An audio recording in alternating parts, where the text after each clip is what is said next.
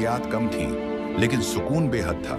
हजरत फातिमा खुद घर के काम करती थीं, चुकी पेस्ती थीं, पानी भरती थीं और कभी शिकायत न करती। हजरत अली भी मेहनत करते और घर के कामों में हाथ बटाते। ये वो मोहब्बत थी जो लफ्जों से नहीं बल्कि अमल से जाहिर होती थी। एक दिन जब काम की मुशक्कत ज्यादा हुई तो हजरत फातिमा ने सोचा कि नबी करीम से कोई खादिम मांग लें। जब वो हुजूर के पास गए तो आपने फरमाया कि मैं तुम्हें उससे बेहतर चीज बताऊं। सोने से पहले तस्बीह फातिमा 33 बार सुभान अल्लाह, 33 बार अल्हम्दुलिल्लाह, 34 बार अल्लाह अकबर पढ़ा करो। ये जिक्र उनके दिलों को ऐसी ताकत देता रहा जो किसी दुनियावी सहूलत से बढ़कर थी।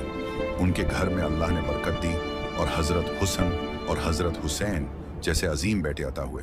नबी करीम उनसे बेहद मोहब्बत फरमाते और उनके साथ खेलते, उनके लिए दुआएं करते। ये घराना मोहब्बत, अदब और दीन की रोशनी से भरा हुआ था।